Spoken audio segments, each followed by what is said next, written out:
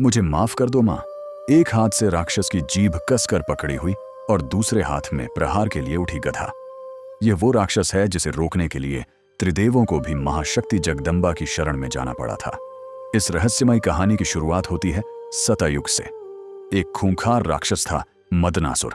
उसने घोर तपस्या करके सृष्टि के रचयिता ब्रह्मदेव से वाक सिद्ध का वरदान पा लिया। इसका सीधा सा मतलब था कि उस राक्षस के मुंह से निकली हुई हर बात सच हो जाए। इस वरदान का फायदा उठाकर उसने पूरी दुनिया में तबाही मचानी शुरू कर दी। जब पूरी सृष्टि पर प्रलय का खतरा मंडराने लगा, तब जगत के पालनहार भगवान विष्णु ने उसे रोकने का फैसला किया। लेकिन वह सीधा युद्ध नहीं कर सकते थे, क्योंकि राक्षस कुछ भी बोलकर नुकसान पहुंचा सकता था। इसीलिए भगवान विष्णु ने सौराष्ट्र के हरिद्रा सरोवर यानी हल्दी के पीले तालाब के किनारे घोर तपस्या की। उनकी पुकार सुनकर उस पीले जल से एक महाशक्ति प्रकट हुई।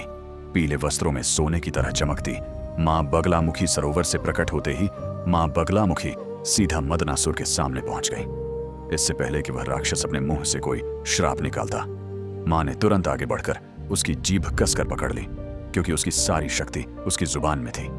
जीभ पकड़ते ही उसकी शक्ति खत्म हो गई और वह कुछ भी नहीं बोल पाया। जैसे ही देवी ने उस पर वार करने के लिए अपनी गदा उठाई, राक्षस ने मन ही मन मां से माफी मांगी। मां ने उसे जीवन दान तो दिया, लेकिन हमेशा के लिए उसकी बोलती बंद कर दी। साथ ही उसे वरदान दिया कि संसार में जहां भी मेरी पूजा होगी, वहां मेरे चरणों में तुम्हारी भी उपस्थिति रहेगी।